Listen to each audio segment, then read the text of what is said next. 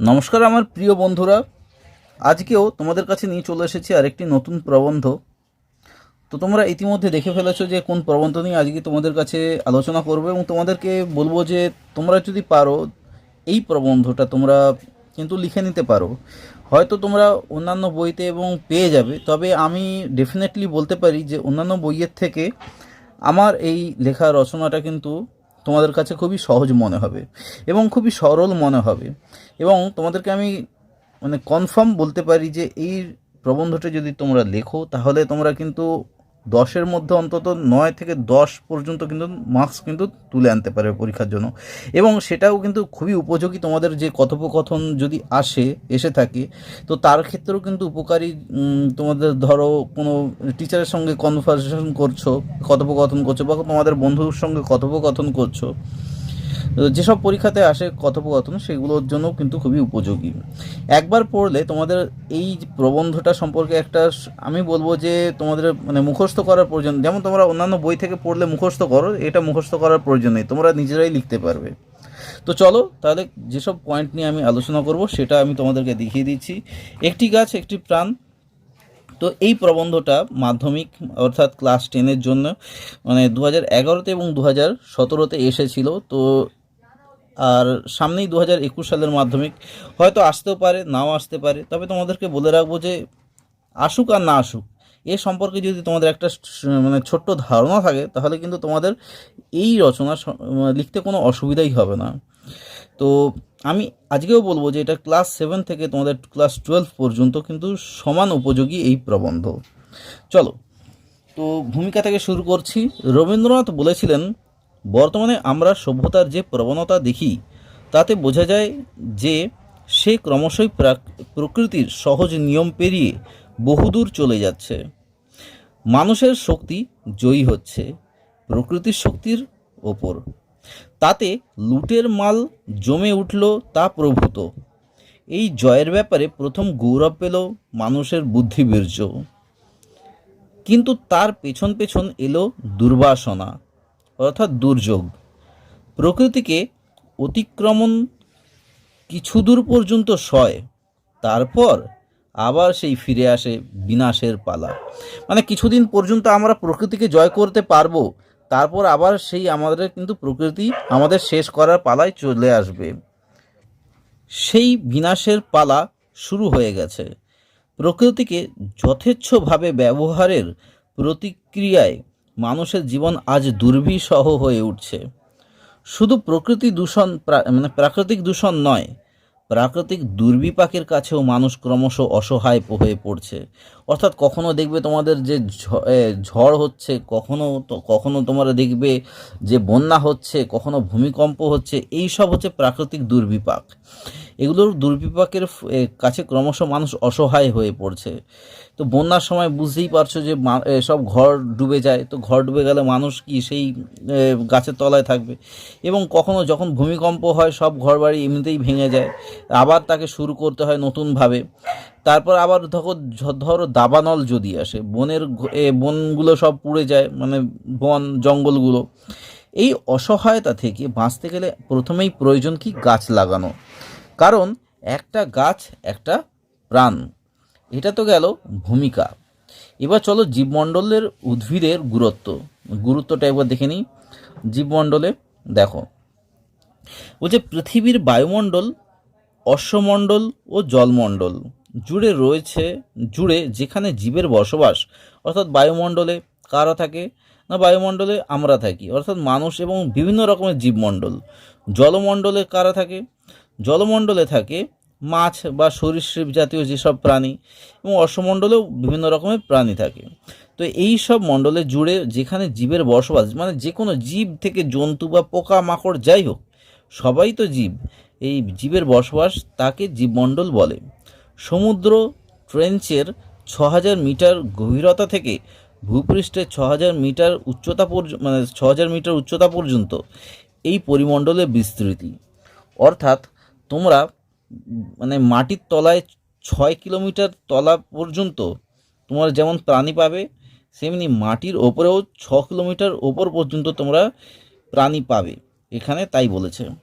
ভূপৃষ্ঠের উপরিভাগে যে জীবমণ্ডল বর্তমান তার বেশিরভাগই কিন্তু স্থলভাগে অবস্থিত, মানে বেশিরভাগই কিন্তু স্থলভাগে অবস্থিত জীবমণ্ডল। আর এই জীবমণ্ডলে রয়েছে লক্ষ লক্ষ প্রজাতির উদ্ভিদ, প্রাণী ও জীবাণু। এই উদ্ভিদের ওপর নির্ভর করেই প্রাণীরা আসা যাওয়া করছে। তাহলে এই উদ্ভিদের ওপরই নির্ভর করে প্রাণীরা কিন্তু আসা যাওয়া করছে, সব রকম প্রাণী বলা যেতে পারে। বিভিন্ন যুগে যেমন ধরো সব রকম প্রাণীর মধ্যে আবার তোমরা ভেবো না যে বাঘ, সিংহ এরা রয়েছে। বাঘ, সিংহ তো উদ্ভিদ, কিন্তু ওরা মানে কি বলবো অন্যরকমভাবে খায়। কীরকমভাবে? ধরো বাঘ কীভাবে খায়, ধরো কোনো ছাগল উদ্ভিদ খেলো, সেই ছাগলটাকে আবার বাঘ খেয়ে নিল, তো এইভাবে অন্যরকমভাবে খায়, এটা কি বলা হলো। তো বিভিন্ন যুগে তাহলে আসা যাওয়া করছে বিভিন্ন যুগে। প্রকৃতির আদিম বাতাসে কোনো অক্সিজেন ছিল না। পৃথিবীর আদিম বাতাসে কোনো অক্সিজেন ছিল, যখন পৃথিবী তৈরি হয়েছিল তখন পৃথিবী মানে আদিম যুগে তখন পৃথিবী কি একটা জ্বলন্ত গলীয় পিণ্ড ছিল। তারপর আস্তে আস্তে ধীরে ধীরে ওটা যখন তোমার ঠান্ডা হয়ে গেল, তো তোমরা তো তারপর ইতিহাসে তোমরা পড়েইছ এই পৃথিবীর বর্ণনাটা, কীভাবে পৃথিবী সৃষ্টি হলো, সেটাকে আবার এখানে ব্রিফলি করে আলোচনা করছি না আমি। তো এখানে দেখো সেটাই বলছে, পৃথিবীর আদিম বাতাসে কোনো অক্সিজেন ছিল না, কিন্তু পরে পৃথিবীর আদিম উদ্ভিদগুলিও তাদের সালোক সংশ্লেষ প্রক্রিয়ার সাহায্যে বা ক্রিয়ার সাহায্যে বাতাসে অক্সিজেনের ভাগ বাড়িয়ে তোলে। প্রথমে তো পৃথিবীতে, তারপর যখন মাটি ঠান্ডা হলো পৃথিবীর, তো তারপর ঠান্ডা হতে হতে তার প্রথমে কি হলো, গাছ জন্ম নিল, এবং গাছ থেকেই আস্তে আস্তে অন্যান্য প্রাণীরও কোনো জৈবিক প্রক্রিয়ায় উৎপন্ন হয়েছে, এবং অন্যান্য উদ্ভিদ ও প্রাণীর আবির্ভাবকে সম্ভব করে তোলে। একটা সদ্যজাত শিশু বাঁচার জন্য যেমন তার মায়ের ওপর নির্ভরশীল, মানে একটা সদ্যজাত শিশু ধরো জন্ম নিল, তার যেমন বাঁচার জন্য তার মায়ের ওপর নির্ভরশীল হতে হয়, তেমনি মানুষের জীবন ধারণের জন্য উদ্ভিদের ওপর আমরা কিন্তু নির্ভরশীল, তাই না? আশা করি এত সহজভাবে প্রবন্ধ কিন্তু তোমরা অন্য কোনো বইতেই পাবে না। তো দেখো, এরপর এই পয়েন্টটা গেল কি, বায়ুমণ্ডলে উদ্ভিদের গুরুত্ব। এরপরটা দেখাচ্ছি, দেখো গাছ ও অরণ্য রক্ষার গুরুত্বটা দেখো। গাছ এবং অরণ্য মানে বন। সুতরাং উদ্ভিদের ওপর আমাদের কিন্তু একান্ত নির্ভরশীলতাই হচ্ছে উদ্ভিদকে বাঁচিয়ে রাখার একমাত্র গুরুত্ব। গাছ যে আমাদের শুধু খাদ্য ও অক্সিজেন যোগায় তাই নয়, তারা খরা, বন্যা ও ভূমিক্ষয় রোধ করেও আবহাওয়ার সমতা রক্ষা করে এবং সর্বতোভাবে পরিবেশের কিন্তু ভারসাম্য রক্ষা করে থাকে। সেই জন্য সমাজে বাঁচতে গেলে বনভূমি থাকা কিন্তু বাঞ্ছনীয়। তাহলে কি বনভূমি থাকা বাঞ্ছনীয়? উঁচু জমিতে যখন বৃষ্টিপাত হয়, মানে কি, ধরে নাও আমাদের দার্জিলিং পাহাড় পর্বতে ঘেরা, তো ওখানে ধরো যখন বৃষ্টিপাত হয়, তখন যদি সেখানে বনভূমির আচ্ছাদন থাকে, মানে বন মানে বুঝতেই পারছো, তো আচ্ছাদন থাকে, তাহলে অধিকাংশ বৃষ্টির জলই বনভূমির বিরাট উদ্ভিদগুলি শিকড়ের সাহায্যে শোষণ করে নেয়। জমির জল ধারণ ক্ষমতা বাড়ে এবং গাছের পাতার মধ্যে দিয়ে মানে প্রস্বেদন ক্রিয়ায় ওই জল আবার জলীয় বাষ্প রূপে বাতাসে ফিরে আসে। মানে একটা চক্রাকারে কিন্তু এই কাজটা হয়। তোমরা কিন্তু এই জিনিসটা কিন্তু ভূগোলেতে পড়েছো আশা করি। তো আবহাওয়ার শুষ্কতা তাতে দূর হয়। দ্বিতীয় পয়েন্ট কি? দ্বিতীয় পয়েন্ট হচ্ছে, বনভূমি থাকার জন্য মাটির নিচে গর্ত করে বহু প্রাণী কিন্তু বসবাস করে। যেমন ধরো, একটুখানি পেনটা নিয়ে আসি। তো বহু প্রাণী বসবাস করে মাটির নিচে। তার মধ্যে একটা আমার জানা রয়েছে, যেমন শিয়াল, ধরে নাও শিয়াল কিন্তু মাটির নিচে বসবাস করে, মাটি খুঁড়ে। তোমরা হয়তো অনেকেই জানো না বা অনেকেই জানো, তো সেটা বলে রাখছি। এবং শিয়াল ছাড়া অন্যান্য প্রাণীরও প্রচুর পরিমাণে প্রাণী থাকে যারা মাটির নিচে বসবাস করে, এবং মাটির ওপরে ঝরা লতাপাতা ও মৃত প্রাণীর দেহাবশেষ ছড়িয়ে থাকায় মাটির জল ধারণের মোট ক্ষমতা বাড়ে। অর্থাৎ তাহলে মাটির জল ধারণ ক্ষমতা কীভাবে বাড়ে? ধরো মাটির ওপরে তো লতা পাতা, ধরো জঙ্গলের মধ্যে তো ওই যেগুলো শুকনো পাতাগুলো ঝাড় দেওয়ার মতো তো আর লোক পাওয়া যায় না, তাই না? তো সেই জন্য এই লতা পাতার ওপর কী হয়, শুকনো পাতার ওপর বৃষ্টির জল পড়ে এবং সেটা অনেক দিন পর্যন্ত থাকে, এবং থাকলে কি হয়, আস্তে আস্তে সেটা মাটিতে চুঁয়ে চুঁয়ে যখন পড়ে মাটি ঠান্ডা রাখে, এবং সেটাই বলছে জল ধারণের ক্ষমতা কিন্তু মোট বাড়ে। তার ফলে বৃষ্টির সব জল আর নদীগুলিতে নেমে আসে না। বর্ষায় বন্যা হওয়ার আশঙ্কা কিন্তু দূর হয়। তাহলে কি, বর্ষার সময় বন্যা হওয়ার কিন্তু আশঙ্কা দূর হয় যদি কিনা গাছ পরিমাণ মতো আমাদের পরিবেশে থাকে। যদি না থাকে তাহলে কিন্তু এই যেমন বন্যা হচ্ছে, তোমরা অনেকেই জানো যে বন্যায় কত কিছু ভেসে যাচ্ছে আজ এখনকার সময়, প্রতি বছর বন্যা হচ্ছে। তো তার একমাত্র কারণ হচ্ছে গাছ কাটা। গাছ কাটা হচ্ছে বলেই এই অবস্থা। তোমরা হয়তো পেপারে শুনে থাকবে বিভিন্ন দেশেতে এখন, জানা নেই হয়তো, বনগুলোতে দেখবে যে দাবানলের জন্য কত গাছ পুড়ে যাচ্ছে। এটা মানুষ দ্বারা কৃত না বন থেকে নিজে থেকে হচ্ছে, সেটা একটা আলাদা ব্যাপার। কিন্তু এই যে দাবানলের ফলে যে অনেক গাছ মারা যাচ্ছে বা শেষ হয়ে যাচ্ছে, সেটা কিন্তু অনেকটাই খারাপ ব্যাপার।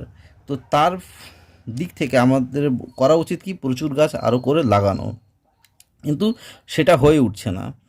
তৃতীয় কারণটা কি না, কারণ হচ্ছে দেখো, অরণ্য প্রকৃতির জলচক্র, কার্বন চক্র, অক্সিজেন চক্র, নাইট্রোজেন চক্র প্রভৃতি স্বাভাবিক চক্রগুলিকে কি সচল ও সক্রিয় রাখে। কে না, অরণ্য বা বন। তাহলে কী কী রাখে না, প্রকৃতির চক্র, জলচক্রটা, কার্বন চক্র, অক্সিজেন চক্র, নাইট্রোজেন চক্র, এগুলোকে সব স্বাভাবিক রাখে এবং সচল রাখে বলেই মানুষের জীবন ধারণের উপযোগী উপাদানগুলি পাওয়া যায়। চলো এবার তার পরের পয়েন্টটা দেখো, অরণ্য ধ্বংসের স্বরূপ এবং কারণ। অরণ্য কেন ধ্বংস করা হচ্ছে দেখো, অরণ্য ধ্বংসের অন্যতম কারণ হচ্ছে কাঠকে জ্বালানি হিসেবে ব্যবহার করা। ধরো যারা গ্রামে গঞ্জের দিকে থাকে তারা তো আর এখনকার সময়, বর্তমানের সময়ে গ্যাস ব্যবহার করে না, কারণ গ্যাসের অনেকটাই হয়তো দাম। তো সেই সব গ্রামের দিকে যেসব মানুষরা থাকে তারা হয়তো, যেহেতু গরিব মানুষ, তো তাদের ক্ষেত্রে গ্যাস কেনার মতো অতটা সামর্থ্য নেই। তো সেই জন্য তারা কি করে, বনের মধ্যে গাছ কেটে সেই সব গাছের কাণ্ডগুলোকে শুকিয়ে সেগুলোকে জ্বালানি হিসেবে ব্যবহার করে। তো সেই জন্যও কিন্তু অনেকটা কারণে অরণ্য ধ্বংস হয়ে যাচ্ছে। জনসংখ্যা বৃদ্ধির ফলে মানুষের চাহিদা মেটানোর জন্য কি গাছ কাটার প্রয়োজন হচ্ছে।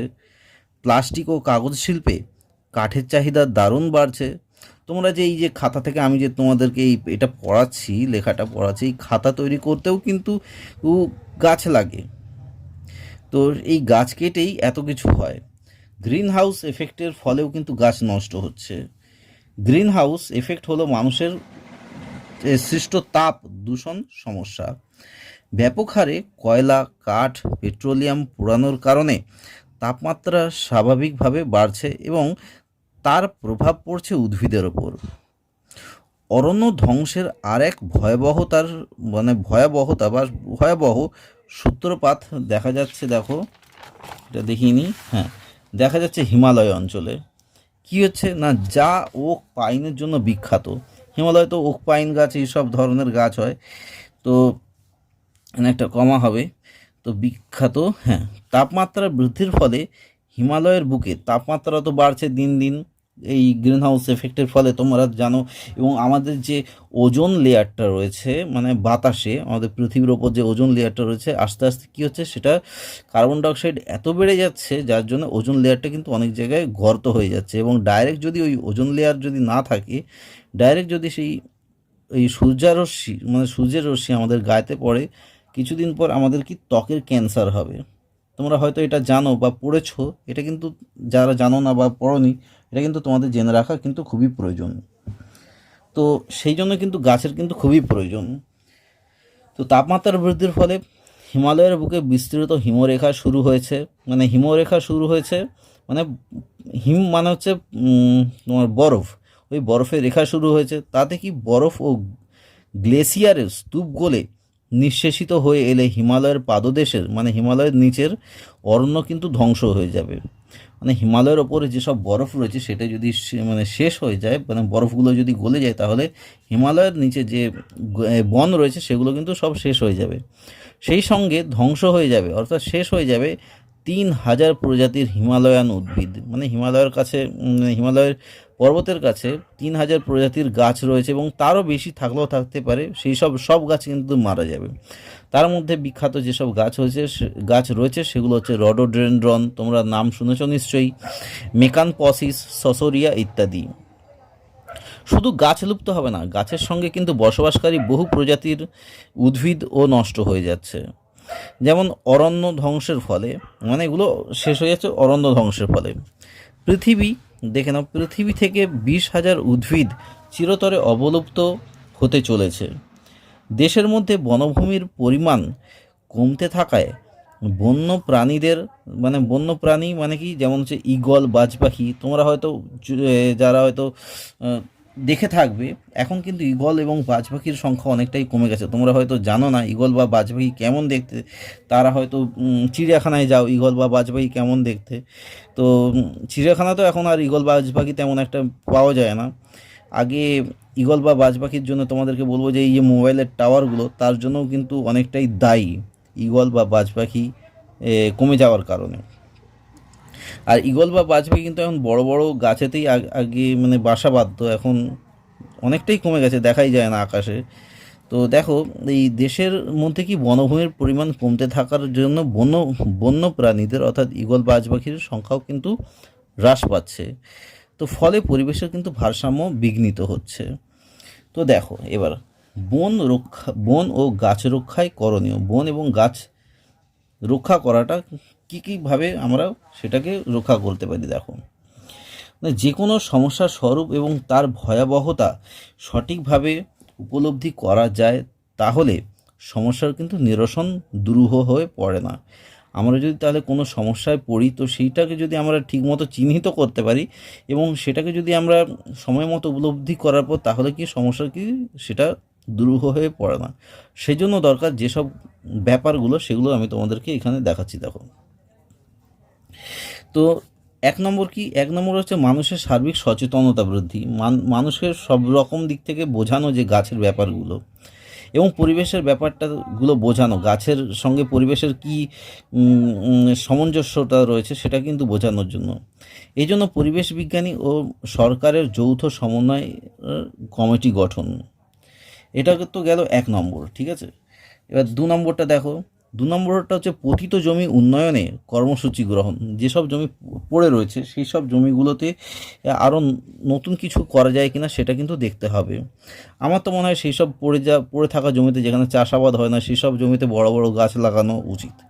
জানি না সরকার এ সম্পর্কে কতটা পদক্ষেপ নেবে বা নেবে না।